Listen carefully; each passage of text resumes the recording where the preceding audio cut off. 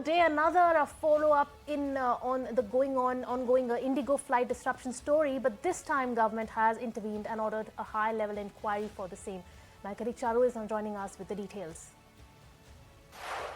As per a government release for the media, the flight duty timing norms that had just come in, disrupting the entire airline industry of the country, the norms have been put in abeyance for now. That means they are not going to be implemented for now. This gives a much needed relief for airlines like IndiGo, which had been forced to cancel their flight operations. The number of flight cancellations had reached over 500. Apart from this, there are several other developments which even the aviation minister has come forward with. First of all, the laws or the norms that were disrupting the entire operations have been put in abeyance. A control room has been set up. Even the railways are trying to, sort of take up the weight of the entire situation so that the stranded passengers can be helped.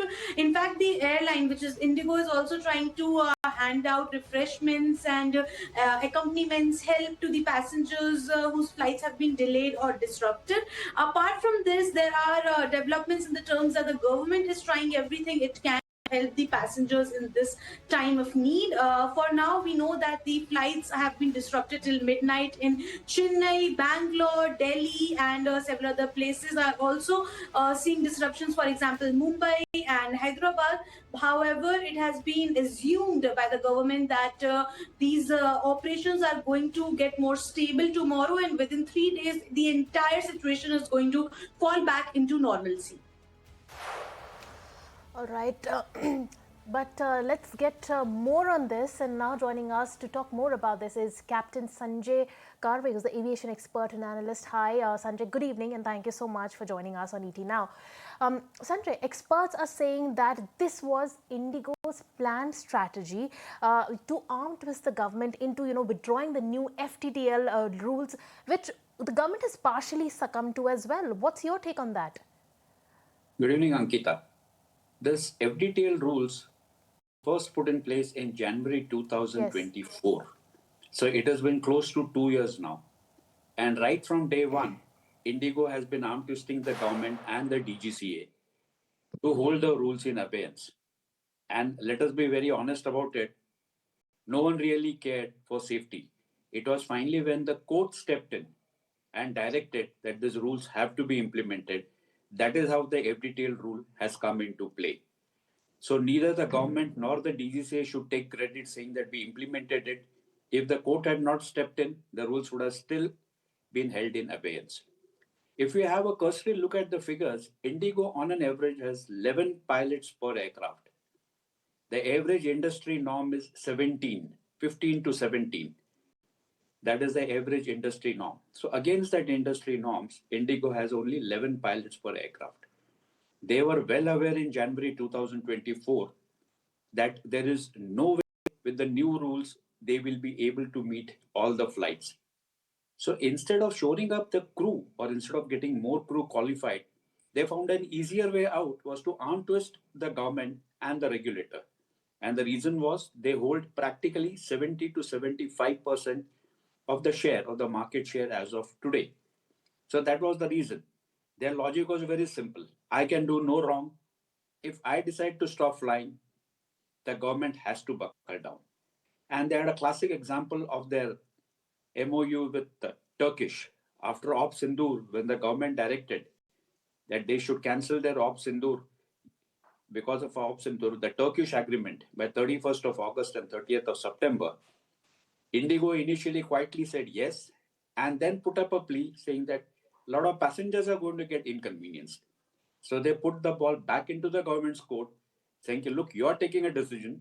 Passengers are going to suffer. I am not at fault. And they got an extension. They have exactly done now the same thing.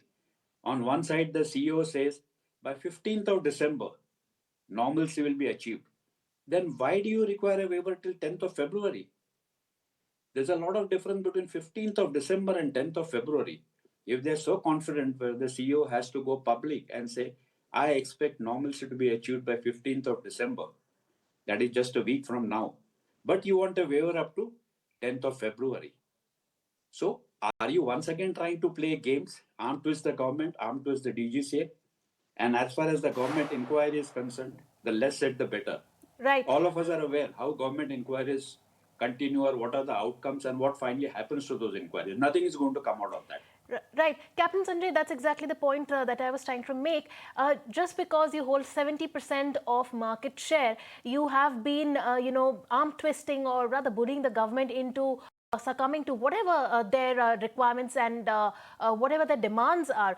But this time round, like every time else, this was of course a big disruption. Almost 1,300 flights disrupted. Passengers across the country have been put to unrest, and this has really hurt the sentiments as well. So for an airline that holds 70% market share, what is going to be the impact of this? As far as consumer bookings are concerned, or consumer sentiment is concerned?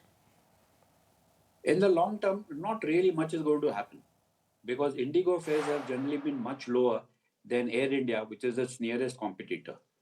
And if you look at it, it's a no-frills airline. It started with the logic which Air Deccan had, that even a person in Hawaii chappals should fly.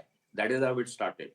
So that segment of the society will still continue to fly with IndiGo. Human memory is short. If you just look at the body language, the Minister of Civil Aviation was quite apologetic. And the CEO, IndiGo, when he was on air, he didn't look apologetic at all. His attitude or body language was, how can you question IndiGo? I am the major service provider and you are asking me questions? So what if my aircraft have faltered? You have goofed up.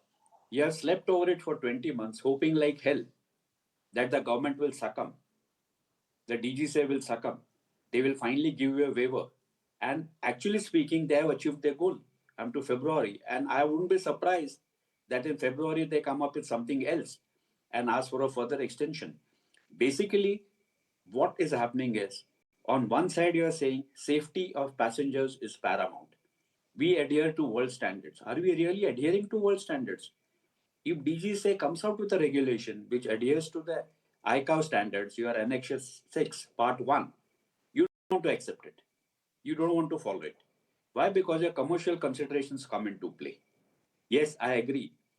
The restrictions for night flying are more stringent than EASA or FAA, but rest of the norms are exactly similar.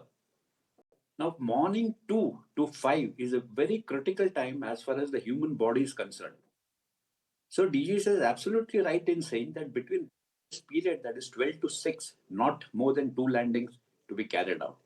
If you look at past history, a lot of IndiGo's flying takes place between 12 to 6 from all the airports. Those flights are full, obviously, because they charge only 40% of the normal fare.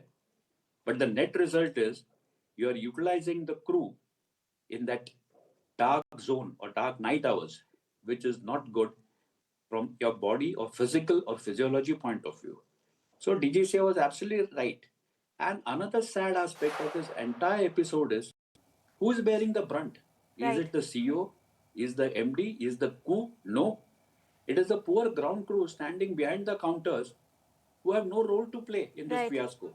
They are Right. the ones who are bearing the brunt of the passengers. Right. So, Captain Sanjay, what is the solution for this? Isn't it high time that IndiGo is held accountable for this? Because you cannot have a fatalist attitude by saying that, public memory is short-lived and because they are the largest player, in the aviation sector. So, after a few months, we'll forget everything and we'll still be booking IndiGo. But there has to be some sort of an accountability. I totally agree with you. Accountability has to be there. This is where the regulator and the government steps in. See, when an airline gives you a schedule to the regulator, it is just not a question of looking at the slots. The regulator must ask a question. Do you have the crew to meet the schedule that you have put up to me?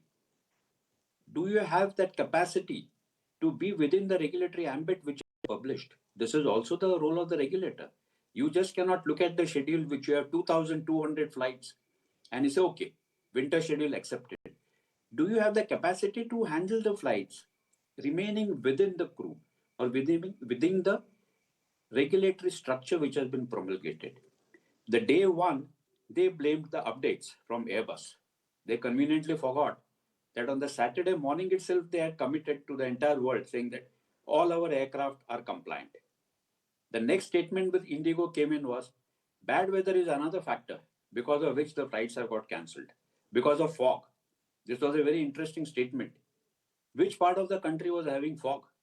Neither Delhi, neither Lucknow, neither Chandigarh, neither Jammu, neither the northeastern countries. Neither were there high temperatures in South India, neither were there rains in Mumbai. So what weather were they talking of? Then they said crew was refusing to fly. I don't blame the crew. If the DGCA has laid down a restriction on FDTL and during the regulatory audit, if a DGCA examiner or a DGCA FY finds that out, he is going to hold the crew responsible for violating the FDTL. The regulations are very clear. The pilot is responsible, the crew is responsible to maintain his FDTL. The organization comes later. So if the crew refuses to fly unless and until waiver is there, I don't think there is anything wrong. In fact, it is sad that IndiGo is blaming the crew, saying that the crew is refusing to fly. Are you willing to hold the crew's hands? In case they violate, at that point of time, you will say no. The DGCA regulations are very clear. It is the crew who is responsible to look after their FDTL. This is something which the DGCA and the Ministry of Civil Aviation need to look into it. And also look at the fact that IndiGo is today getting into monopoly state, which is not good for the aviation sector. You need to have competition. You need to have other airlines coming in. Only then things will get streamlined. Captain Sanjay, thank you so much for taking the time out and talking about this big issue that has really crippled so many passengers across the country. But